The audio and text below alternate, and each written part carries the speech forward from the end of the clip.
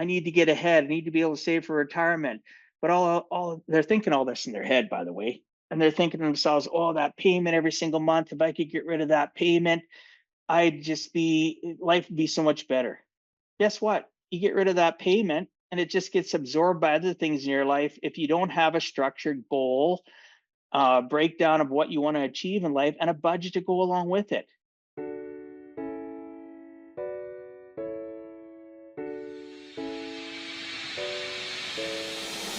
Welcome to Give a Heck. I am your host, Dwight Heck, and for much of my life, lived my life in quiet desperation, wondering how I was going to pay the bills, take vacations, save for retirement, and one day wondering if I would get off the hamster wheel of life and have purpose.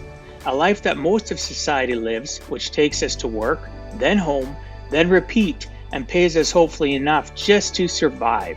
The harsh truth that most live with more month than money and have no idea how to live life on purpose, not by accident. This ensures the mass majority are living not just financially broke, however emotionally and mentally as well due to financial pressures. In each episode, I will introduce you to thoughts, ideas, and guests that can help you to learn how you too can live life on purpose, not by accident. Good day, and welcome to Give a Heck. On today's show, I'm going to have a solo podcast. And the podcast title, When Money Hurts, How Financial Stresses Fuels Addiction, and How to Break the Cycle, right? We're going to touch on a lot of different things.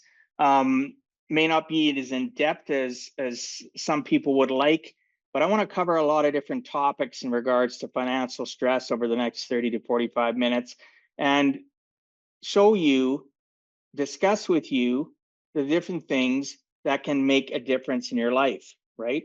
So today's topic is raw but important, right? How financial stress can push us toward addictive behaviors is something that is avoided by people, misunderstood by people, ignored as mentioned. People avoid it. So how do we regain control?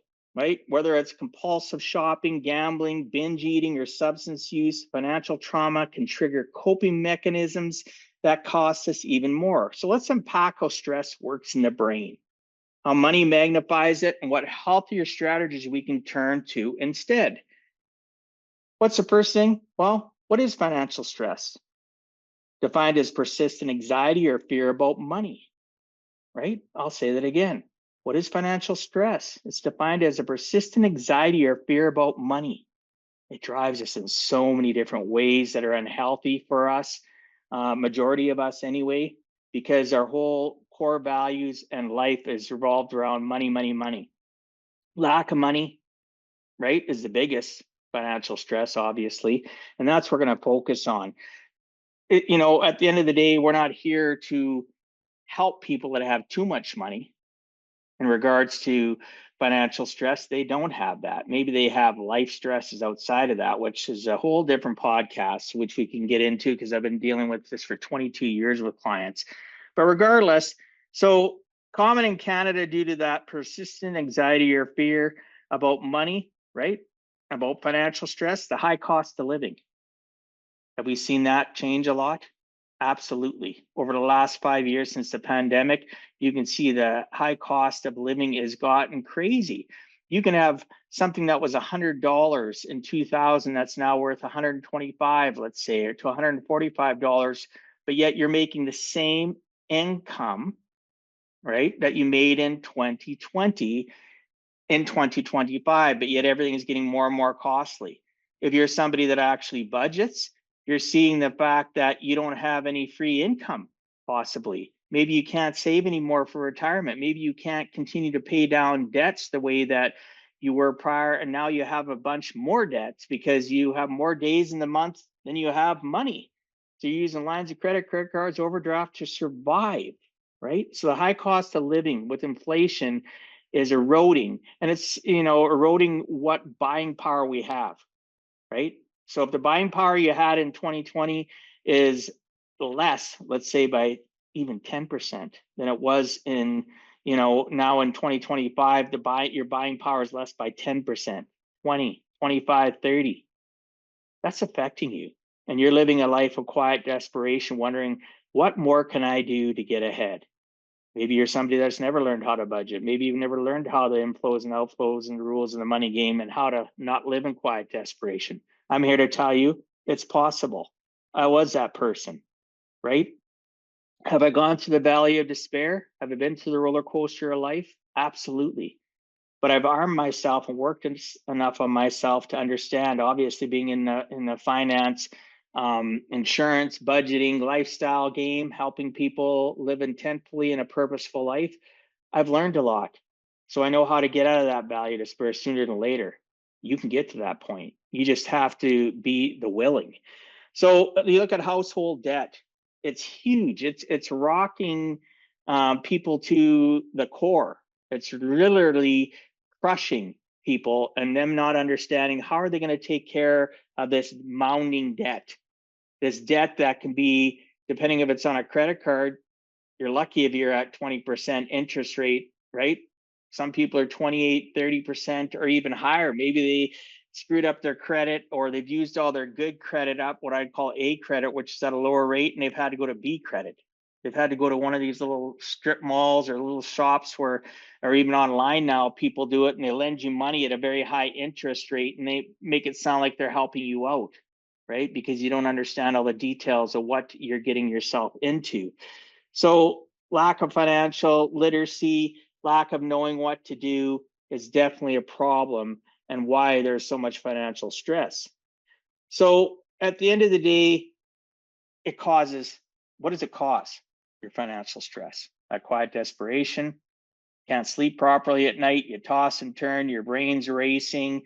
Maybe because of your financial stress, you went to bed, and before you went to bed, you drank a bunch of alcohol, which does not help our 6 inches between our ears. Maybe you smoked some cannabis, maybe you did a combination of both.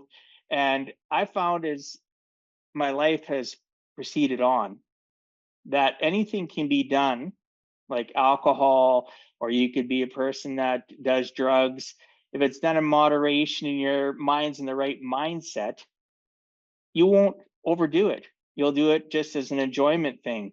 But many people today do drugs, alcohol, or are addicted to so many things. They can be addicted to social media. They can be addicted to binge watching TV. They can be addicted to sex. They can be addicted pornography.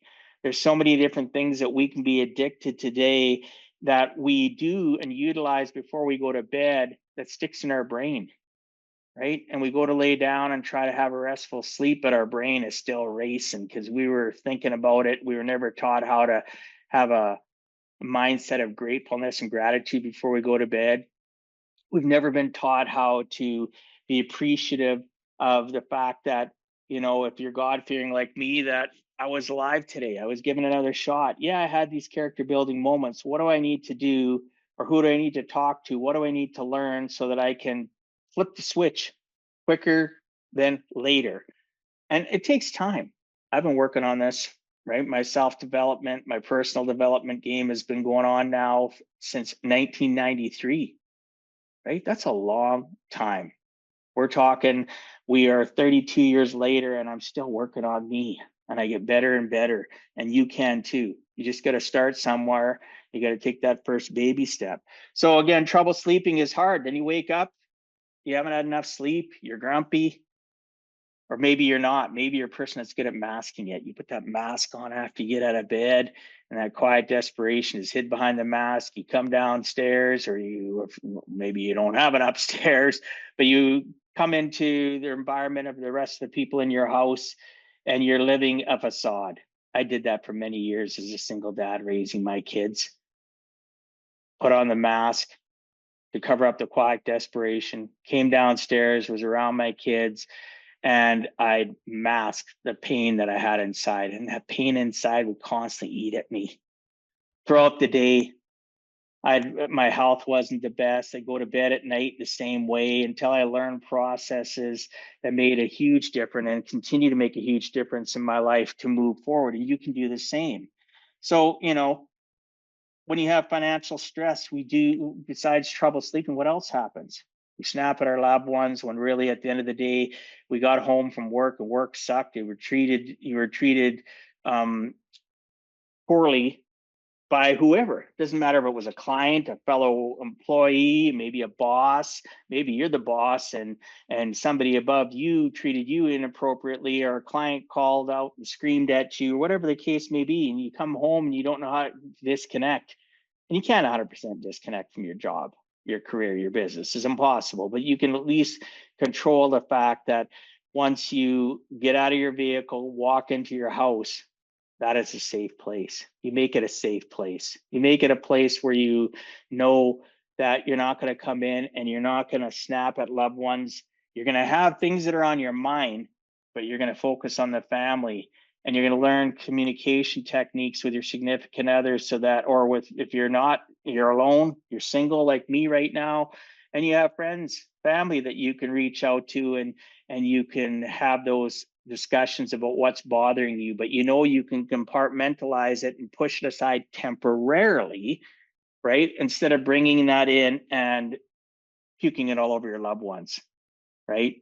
Maybe it's jealousy over things that people can achieve that you can't achieve because they have more money, or they have circumstances that are different that you aren't aware of. But regardless, you can figure it out with help, right? And how to come home and live a life in your house that's a safe environment. You avoid bills, mailbox. You go to the mailbox, you see that bill and go, oh my gosh, and you set it on the counter. Do you open it up? Or you get it, maybe you get e-bills. You avoid opening that email. That's an unread email because it's another cost that you just can't afford. Because at one point in time, as I mentioned, something was $100. Now it's $125 5 years later. Inflation is a real thing, right? And we have challenges and circumstances of what we need to do in order to survive, to live life. So one other thing, though, I want to touch on too, don't feel ashamed for your circumstances. So what if your work compadre, your work buddy, your work friends or family are doing things that you can't do? They're going to this, special event. They're going on a holiday for 2 weeks to Hawaii, or they're going over to Europe, they're going wherever, but yet they don't necessarily, you don't know the circumstances of how they're doing it. You're only hearing the happy, positive side of it. And then you feel ashamed and guilty because you can't do the same for your family or for yourself. Don't. At the end of the day, you live your purposeful life. You let them live theirs, because if you were open the doors of their life and look inside, you may not like what they are showing. It can all be smoke and mirrors, is my point. So back to the link between financial stress and addiction. We're going to talk a little bit more about that. Again, I listed some things, but common stress fueled addictions, whether it's financial stress, which most stress really, at the end of the day, if people are honest, is directly associated with financial stress, right? It just is. It's the number one cause of divorce, number one cause of friendship breakdown, business breakdown, just life breakdown is financial stress. And when people get into, again, we talked about it, gambling is huge nowadays. I can jump on my computer and I could spend hours if I wanted to doing online gambling. There's online casinos, and you can get yourself into a world of trouble. Oh, this week I won a couple $100. I'm going to do better even next week. I only spent 100 this week. I made 200. I'm going to spend 200 next week or this week. And then I'm going to make 400. And then you lose. And you keep on rushing and running and chasing, trying to get that win again. And meanwhile, you blew the mortgage payment, you blew the car payment. Oh my goodness, now I got no money for food, so I got to use credit cards, lines of credit, overdraft, right? Addictions can be really crushing for our lives. Retail therapy, people go out and buy to get that dopamine hit. We talked a little bit about that. People get addicted, I mentioned alcohol, cannabis.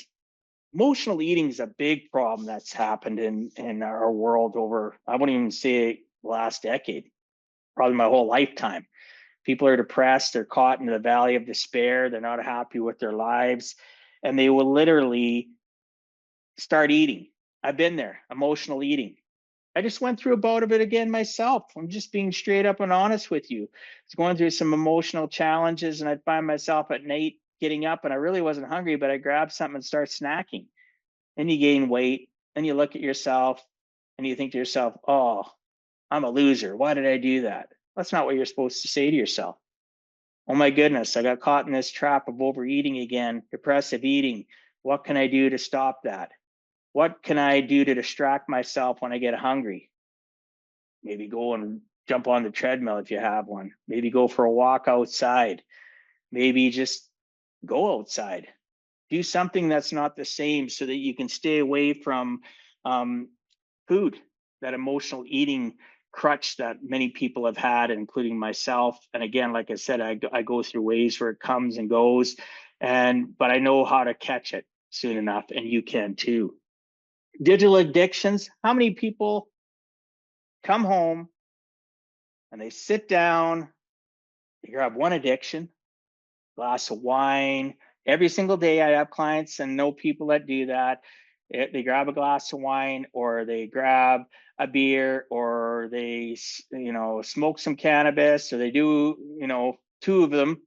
They drink and they smoke, and they literally sit down on the couch or sit down somewhere and they start doom scrolling, not doom scrolling. What is doom scrolling? They sit on social media and scroll, watch video after video, sad, some depressing, some happy, some funny, and they just get caught up in that. And they do it for however length of period of time, or they play games constantly. Why are they doing all that stuff? Because it's avoidance behavior of what's going on between their 6 inches. They're stressed about their job. They're stressed about finances, which is directly attributed to the job, because if they made enough money, or they had enough composure, they could leave that job and go find something else, make more money. But that's not capable for everybody. Not everybody's capable of doing that, going out and getting and making more money. So they literally get caught up in things which aren't conducive to growth, to living a purposeful, intentful life. So addictions are a real thing, right? Don't forget that. And like they say, in times of economic hardship, addiction rates rise. They've seen that happen excessively from 2020 to the end of the pandemic. Now they've been seeing it again over all the political upheaval that's going on in the world, specifically tied to actions that are coming out of government in the US, right? US is good. Canadians are good. Europeans are good. People from the UK are good. Our governments need some help. They're the challenge. They are either our friend one day and enemy the next. I'd like to have a government for Canada, for you wherever you live, where you win more than ever than the government. That they're always focused on helping you win, and not about bickering with one another with other parties, or just saying offensive, stupid things, which we've all been hearing a lot of lately, specifically from one individual. But at the end of the day, you need to understand addictions are a huge problem, and they happen when there is economic hardship, which is going on right now. Again, because of what everything is going on with the tariffs, prior with the pandemic, prior to that, I could go on and on of the things that have happened that cause economic instability and hardship for people, and why they turn to addictions. Again, I'm not judging anybody. I've been there. I'm just not there at the moment in my life, because I have the ability to understand moderation. I have the ability to understand saying, no, I don't want that drink. No, I don't need that piece of food, that cake. I'm not hungry. No, I don't need to smoke, right? Drink, eat, any of that. My mindset is, I'm suffering, but I don't need to make it worse. I'm going to go work out. I'm going to go for a walk. I'm going to call a friend that'll uplift me. There'll be things that you can find and can be taught to help you avoid it more than not. So why money stress is hit so deep, right? Money affects our social worth. I was talking to somebody that was talking about the fact of, had a call earlier where they talked about the fact of, the person saying, well, people are doing this and this and that. They're going on these trips, they're going on all these different adventures. And, I want to do the same thing too. You need to be able to help me do that. And we need to work together and make this happen. Well, it's not always that simple, right? Your social worth around the people you work with, the people you associate with, even in extracurricular things that you do as an adult, should not define you. Your social worth isn't whether or not they have a brand new car in the driveway and yours is 8 years old. So what? Look at it this way: a car is designed to get you from point A to point B, to get family or yourself to an event or to work or whatever the case may be, maybe school, right? It's a tool. Good, they got a brand new vehicle. Do you know what their bills are like? Are they living with payment-itis? Everything they have is a payment, nothing's owned, and their payments equal their paycheck. Oh, wait a minute. Remember we talked about inflation? Things get more expensive. All of a sudden, food gets more expensive, utilities are more expensive, living life's more expensive, and they got that $580, $800, $1,000 car payment every month. But their social worth, because they value their worth of what other people see based on materialism. Bigger house, nicer car, fancier clothes, the list goes on. What do you define yourself by? Ask yourself that, right? We have so many things that we look at and want to show to the world as a facade so that we have social worth, that people will like us, people will love us, who we are, what we stand for. So we'll continue on. Some of the core issues when we're talking about people and their ability to reflect the social worth they want to feel to others, again, buying stuff, doing things we can't afford, happens consistently for many of us. I've bought things that I couldn't really afford, right? I was at a point in my life, spent money on a course, spent money on this, spent money on that. And the fruition of the result of what I thought I was going to get wasn't long term. It was an instant dopamine hit. And then after the fact, my depression or my anxiety came back, and I didn't end up really getting out of that what I deserved to get out of it. Yet I spent the money. Where did all these issues come from, these core issues? A lot of it is childhood programming about money. The money monsters that are taught to us when we come into the house, and you hear the whispering, mom and dad don't want to talk about money. They don't talk about it with one another, let alone sharing it with their children. Or they'll hear bickering about money because somebody spent money and the other person said, oh, you shouldn't have done that. We can't afford it. We got this and that. And the person that spent the money, instead of saying, yeah, you're probably right, because they've never learned communication skills with one another, they snap and go, well, I work hard. I deserve this. I deserve that. That all happens. Have you ever experienced that? Right? Childhood programming.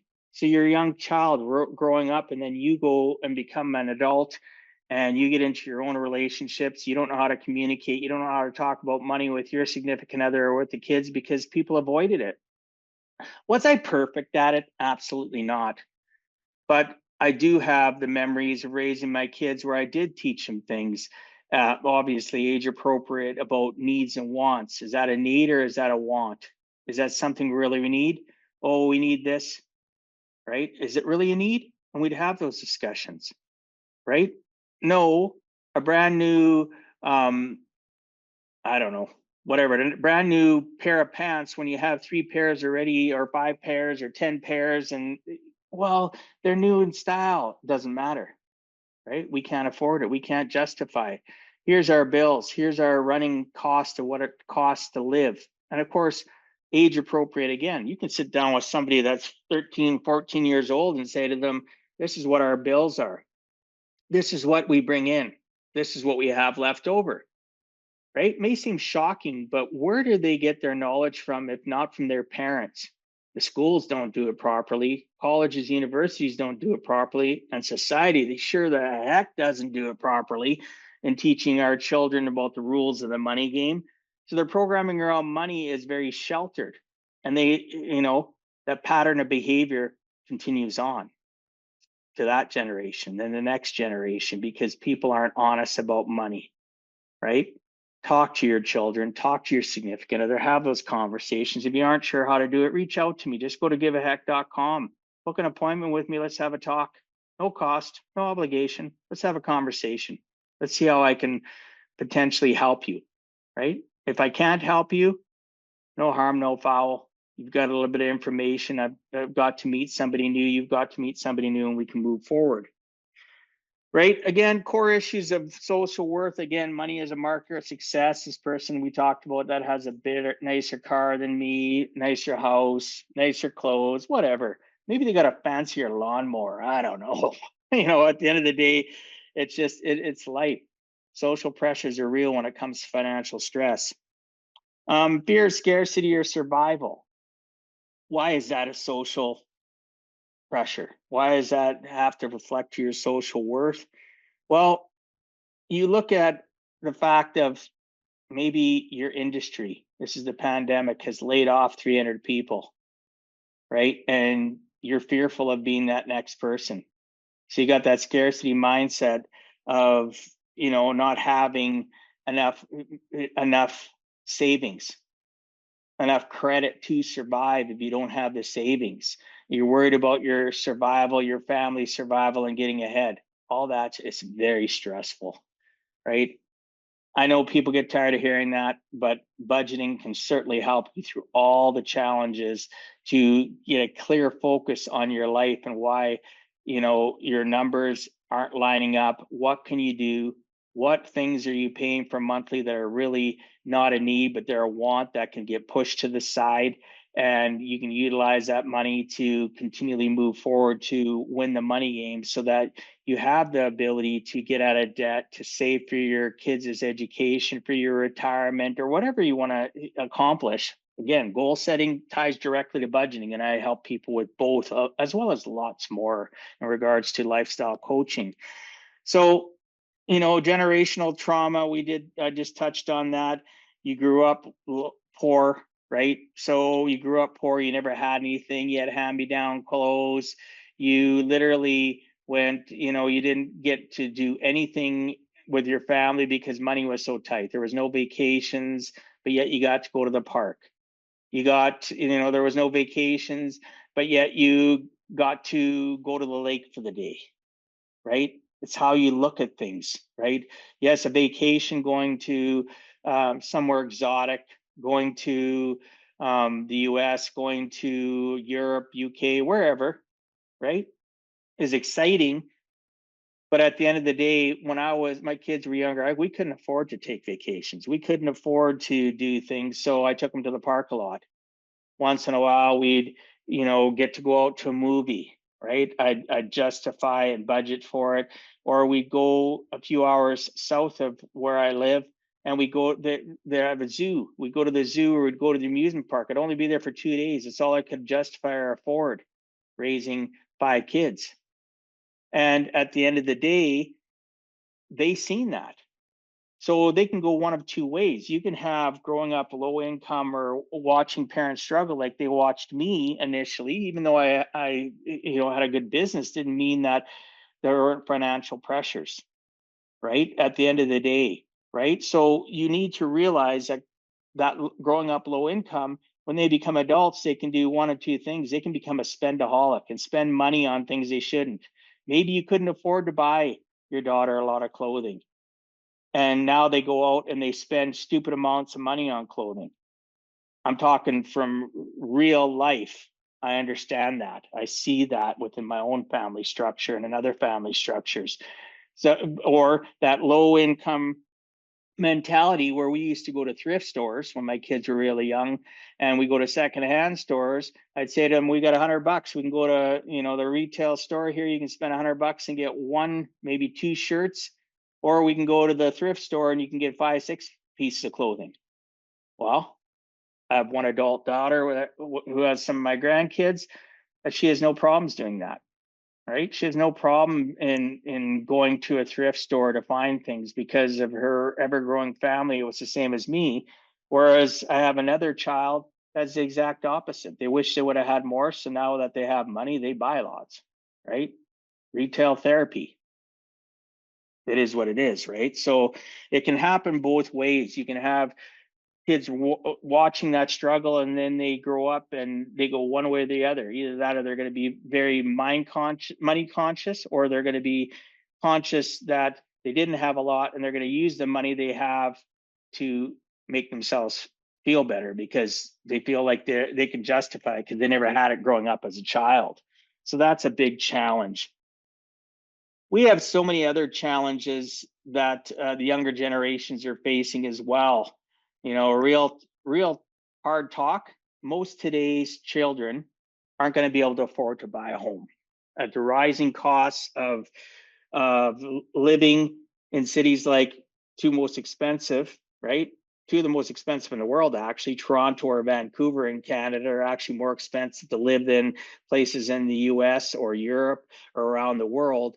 These two cities, the rising cost of living and owning a home is almost impossible. More and more people are moving to more economical, cheaper provinces in Canada, or if you're in the States and moving to cheaper places in the US. I have friends doing that all the time, where in one place the house is worth, let's say, $500,000, and another place in the US it might be worth 200. It's the same in Canada, right? There's a huge difference between wages, affordability, and living in different places that you live. So depending on where you're listening to this from, you know, I can relate, I can understand that. The real talk though about money, right? We're going to talk about a few scenarios and just to make you think, right? See if any of these sound familiar. I'm going to read these out. Someone maxes out their credit cards from online shopping, not because they want more stuff, but because it temporarily soothes their anxiety. Retail shopping therapy, right? Temporary. Really want you to trigger on that word. Temporarily soothes their anxiety. Does it really? A man gets laid off and starts drinking more heavily, not out of joy, but out of shame. Doesn't take man out of there, put woman. Doesn't matter. I know women that are alcoholics just as many as men, and they feel stress and shame because they lost their job, or maybe their job had to cut back on their hours, and they feel shame that they can't support their family. So they're trying to mask the pain they have inside because they've never learned the tools to understand their life monsters, their money monsters, so that they can actually communicate and work through those challenges and not let them drag them down into the valley of despair. So, does it happen? All the time, unfortunately. People drink to cover up their shame, their embarrassment, their anger, their frustration, because they don't know any other tools or know people they can talk to or utilize to help them, you know, climb and stop being camped and on that hamster wheel of life and feeling trapped by a job. So a young man, a young woman trapped in student debt turns to gambling apps for just one big win. I touched on that a little bit. I hear about it all the time. Oh, I won last year. I won $1,000 on a scratchy, or I won, you know, $500 on at the casino, right? And I'm going to chase that. I'm going to get that because I need to pay off my student loan. I need to get ahead. I need to be able to save for retirement. But all they're thinking all this in their head, by the way. And they're thinking to themselves, oh, that payment every single month, if I could get rid of that payment, life would be so much better. Guess what? You get rid of that payment and it just gets absorbed by other things in your life. If you don't have a structured goal, breakdown of what you want to achieve in life, and a budget to go along with it, right? Everything comes back to understanding the rule of the money game, understanding numbers to avoid these circumstances. That person that has a student debt, can they pay it off? Well, first off, you have to know exactly what they bring in for money. You have to know what their needs and wants are, break it down on a budget, and actually figure out maybe they can double their payments. Oh, we got rid of some things in here that are wants that you pay for, but you really don't utilize. You're just throwing that money out the window. That's what proper budgeting does. Finds the holes in your boat and teaches you how to plug them permanently so that you can move forward. So this person wouldn't have to have that necessarily have that addiction to trying to gamble on apps or go into the casino. They could actually look at their numbers, and understand where they are today, what they can do over the next months. So now all of a sudden, maybe they can double up their payments on their student loan, get it paid off faster. All this stuff and all these processes do something that most people don't have: confidence. They don't have certainty in their lives. They don't have intent of what they are going to do to win the money game, to win life, to live a life comfortable. You don't have to be wealthy to be comfortable. You don't have to. I'm telling you right now, you can figure out how to live a life based on your values, your core values of what you want, just with some effort, with some time, right? And putting together the right things. I know people that are wealthy and miserable. I know people that are wealthy and happy, but you'd never know they were wealthy because they don't let money control them. Did they have to go through hard times to get to that point? Absolutely. I hear their stories. I communicate with them. I understand that, unless you won the lottery or you got a massive inheritance, anybody that's wealthy outside of those two categories has had to go through some challenges, right? Majority of the people have to do that. So there are not weak people, right? People aren't weak. They just have so many things going on. They just don't know how to deal with the different challenges that they're going through. And they're using survival mechanisms slash addictions to cope, to mask their pain, their hurt. Once that runs out, the next day comes around, they go back to the same thing, and it becomes a vicious hamster wheel effect, right? Addictions, going to work, go home, addictions, get paid. Maybe you're using that for, gambling, you're using it for whatever. You don't have a firm budget. You don't know how to pay, if you're going to be able to pay all your bills, but you're going to go buy that addictive thing that you want. You're going to do that addictive thing that you want, when really in the reality, if you had your numbers understood, if you had proper lifestyle coaching or communication, you'd be able to start feeling better about yourself and changing your life and removing addictions from your life permanently. But again, one day at a time. I'm not saying this is easy. It's a baby step at a time. But over time, right, these mechanisms, these addictions you're using will backfire on you. They will they can destroy your career, your marriages, your friendships, your trust and respect that you get from others, right? Just think about that. Do you have, are you this person that I'm talking about, and you don't have a lot of people that want to hang out with you? Or the people that do hang out with you are all in the same boat? Misery likes company. That's what they say. I'm telling you, avoid that misery. Change your associations with family and friends that are uplifting you, that are stuck the same as you, because if you stay with stuck people, you're going to stay stuck. I'm sorry to say that. It is what it is, right? It rubs off on you. You hang out with successful people, people that are moving forward. Maybe they're not at the level of success of wealth, but successful in the sense of their lives are in order. They got structure. They live with purpose. Those are the people you need to associate with. Those are the people that can help you lift your life up. Those are the people that can understand and empathize, because guaranteed they've been where you're at. They just are farther along on the journey and left that behind, and now moving forward and not being camped and climbing in life. So we're going to go through a little bit of stuff here, things that I've talked about already a little bit, but something that you can actually use to break the cycle of that stress you're feeling, that financial burden, that crippling, quiet desperation that keeps you up at night, right? Makes you wake up in the morning in the same way. So you need to start to learn to recognize these patterns. You don't want to wait till you hit rock bottom.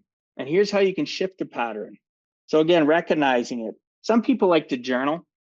If you're that person, nowadays there's so many apps you can use to immediately journal on your phones, or you can do like some people, they literally have the old, notebook, and they journal some of the patterns you go through. And when I feel this way, I tend to, so when I feel depressed, stressed, angry, sad, I tend to pour myself a drink.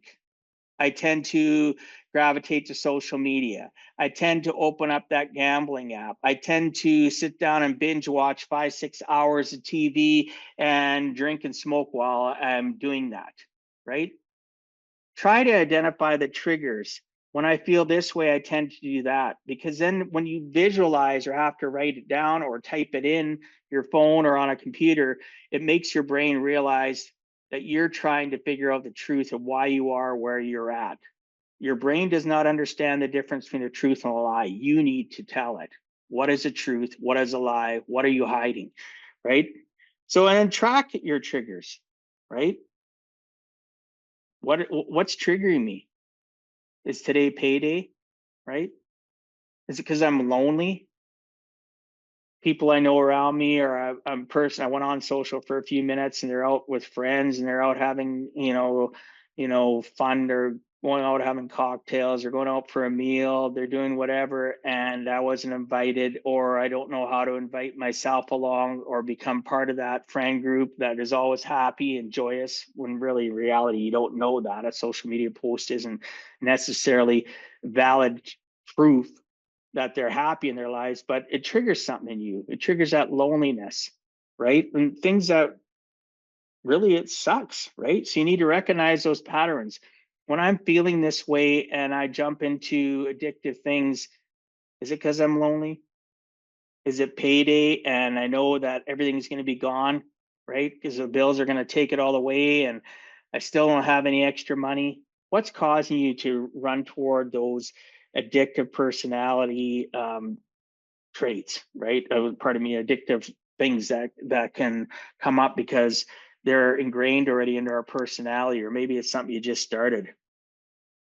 Build safer coping habits. What did I say earlier? Go for a walk, right? Maybe it's running on the treadmill. Maybe it's going to the gym. Maybe it's yoga.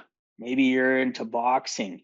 I know a lot of people that are into the martial arts. They go there and it helps them with their 6 inches between their ears. My one daughter goes to the gym every day because it helps her cope with her own life demons, right? Because when you work out, it creates positive endorphins and it creates things within your mindset and helps you feel good about yourself. So those are some of the things you can use to build safer coping habits, right? When you're feeling down, instead of going to that addictive drugs, alcohol, or gambling, for an example, you go and do something that's healthy. It's exercise related. Maybe it's just going on a hike, going outdoors, going walking around the block a few times. Who knows? Call somebody. If you're a person that's addicted to shopping, call somebody, have a conversation with them, somebody that you know that's not going to be a person that's going to be the same as you, and go, oh, great, let's go to the store. Let's go. Oh, they got all these sales on. Let's go buy, buy, buy, buy, buy. No, associate and communicate with somebody that is different than that. You don't want to hang out and associate people that have the same addictive personality issues and challenges, right? So safer coping habits, learn who you can communicate with, learn who you can call up or text or whatever and say, I just need you to listen. The next time it's, I need you to listen and I need some advice. Or I need you to listen to me, right? And I need you to give me advice as well. Or I just, whatever the case may be, find that person that you can talk to, right? To help you through this stuff. So again, another thing that gives you that dopamine hit that you get from alcohol or cannabis, or doom scrolling, whatever the case may be, music. I love music. Don't listen to depressing music though. That's an association as well. Music, what you watch, it's not just the people. When you're sad, do you associate yourself? Do you have a playlist called I'm sad? Do you have a playlist that says I'm depressed? I don't care what you call that playlist, but if all it's doing is playing sad, sappy music, it's just going to enhance your personality, where you're at, where you're feeling, how you're feeling, and it's just going to drive you to addictions, right? Oh, I'm going to listen to this sappy music and drink a bottle of wine. I'm going to listen to this sappy music and I'm going to get, I'm going to go out and smoke some drugs. I'm going to do whatever. Maybe I'm going to do both. And then I'll sit there and I'll feel sorry for myself as I listen to that singer or that band sing depressing things about their, about the world, about life, and I'm just going to feel worse. And then I'm going to eventually, the evening's going to be over, and I'm going to start this over the next day, and the next day, and the next day. So watch what you listen to. Um, Music can be empowering. It empowers me. Laughter, right? Maybe watch some comedy. Maybe hang out with somebody that makes you laugh, or maybe they make you feel free to be that comical person you are, that jokester you are, and you make them laugh, which makes you laugh. Whatever the case may be, laughter is a great dopamine hit, along with good music. Sleep. Sleep's the number one and most important thing I can tell you that you need to have. Number one. Without a good night rest, you wake up feeling all over the place. It's hard to be grateful. It's hard to have gratitude. It's hard to push forward in life in a positive way when you actually do not have enough sleep. I've had the pleasure of having a couple different sleep experts on my podcast over the last 4 years. One of them is a doctor out of the US, a national expert that talks about how important sleep is and how you can change things within your sleeping environment, which some of them I've implemented, and it's helped me get a better sleep, right? Things that you can utilize to make it so that you have a good 6, 7, 8 hours, hopefully at least 7, 8 hours of sleep, so that you wake up refreshed, that you can take on the day and the challenges, and your body's not physically exhausted, and your mind. Because again, addictions can keep your mind racing. Even when you do fall asleep, addictive things like drugs and alcohol can keep your mind racing all night, right?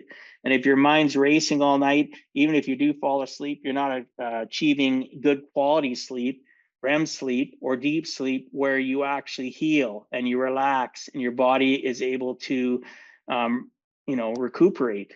It's able to, again, heal, and you wake up and you have a better shot at the day when you get more sleep. Nature, we talked about that, going for a walk, listening to the birds. Maybe you're lucky enough to have a friend you can go walking with that will be that person you can, kill two birds with one stone, and they can listen to you and be your confidant, and you can discuss things together, and they make you feel good. Plus you're out in nature, plus you're feeling good, you're on the hiking path or whatever the case may be. Maybe you're just walking in your walk paths around your city, right? Nature can sure help when it comes to, coping with the things going on in life and avoid addictions. So again, financial triage, the last things we're going to talk about, focus on what you can control. What can you really control? Well, budgeting, know your numbers without shame. Goal set. What are your goals? I want to pay off debt. I want to save for vacation. I want to save for kids' education. I want to do this. Have all these, I want these goals, and then apply them in order of what is really important, and then apply that with your numbers, your budget, right? So the budget basics are the number one things for financial triage. Talking to a financial coach like myself, right? Somebody that can help you understand how you can pay off debt, how you can still move forward after we review your goals and discuss them. And we work on that. We build that financial roadmap to success, to you living an intentful, purposeful life, right? Not living a life accident where you feel helpless and are driven to having that addictive personality, which is slowly eating away at you and your life stability. There's lots of free resources as well that you can look up things. You don't feel like communicating with me about this, or you don't know anybody in your community or where you live and who to communicate. Look for free resources. In Canada, we have Canada has a financial consumer agency. You can look up them you can Google it and actually look up some resources on how to get your financial house in order. So again, I think the best thing though would be to find somebody that you can trust to communicate, to get that coaching. It's pretty hard for people to self-teach themselves through YouTube or Googling stuff, reading articles, because you can read it, you can understand the information, but can you implement it without being directed? Can you implement it without having a financial roadmap laid out by somebody, or somebody that you can call up and say, hey, I'm stuck here, or I don't understand this.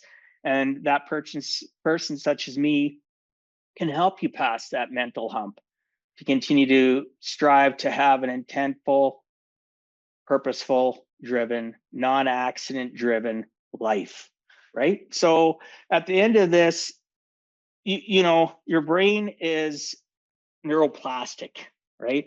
It can be rewired. Don't ever think you're stuck. Don't ever believe in that old dogs can't learn new tricks mentality. That is garbage.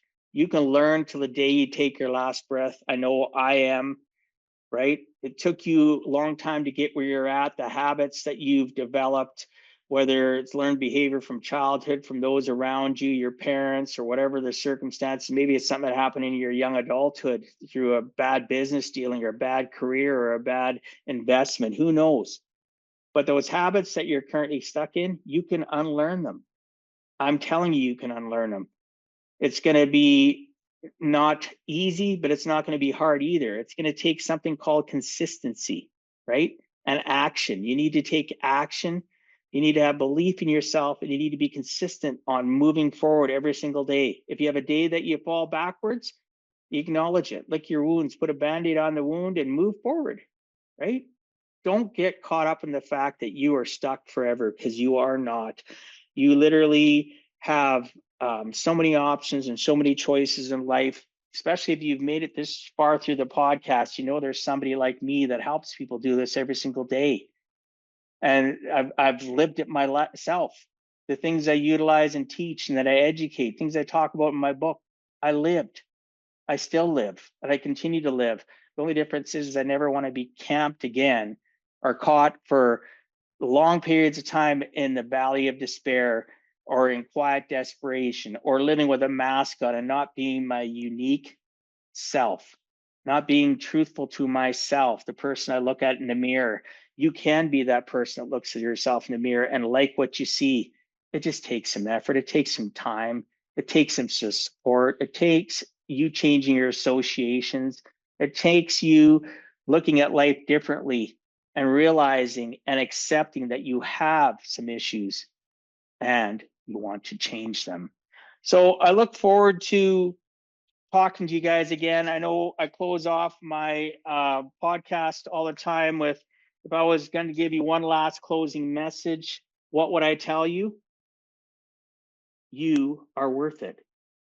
You are somebody that deserves to have intentfulness in your life, to living with intent, to living with purpose, to living with compassion for yourself first and foremost. In order to do any of this, if I haven't, I should have said it more, you need to love yourself. You need to forgive yourself. You need to give up shame. You need to give up all the things that have been holding you back, those life monsters, those money monsters. It takes time. The first thing you need to do is address the fact of whether or not you're the willing. Are you willing to change? Are you willing to go through some uncomfortable times to live a purposeful life, right? My book, Give a Heck, How to Live Life on Purpose and Not by Accident, is a life journey that I've gone through. And some of it, I still get caught. I go into the valley of despair or quiet desperation. But again, I've learned through hard effort, through many years of self-development, to learn specific processes to collapse timeframes to get people to the place where I'm at sooner. So why is a coach, why is somebody that can mentor you important? Because if it took me 30 years of personal development and struggles and to get to where I'm at now, right? If I can collapse that time frame to you for you in half, was it worth it? Maybe half of that, maybe 5 years, maybe 3 years. Maybe you're a go-getter. Maybe you are easily able to change. All I know is that if you don't try and don't start today, you will be stuck on that hamster wheel of life for the rest of your life, because you won't know any different. I appreciate you being on this show. I look forward to our next conversations, our next guests that I'll have on Give a Heck. Hopefully you've been enjoying the guests I've had on over the last 240 some episodes. Hopefully you've been enjoying the Give a Heck podcast. I really appreciate it if you could share it with others. Go on and subscribe to it on your favorite platform. If you're watching it on YouTube, subscribe to my channel, please. It affects the algorithms and allows my show to be distributed to more people. When the algorithms understand that people like the show, they're subscribing, they're liking the actual podcast episode itself, they're commenting, it helps get it out to more people. Please share this episode with your family and friends. And thank you so much for trusting me. And remember, no matter how bad it is or how bad it gets, you too can learn how to give a heck about your life. I'm here for you. Reach out. Have a fantastic rest of 2025.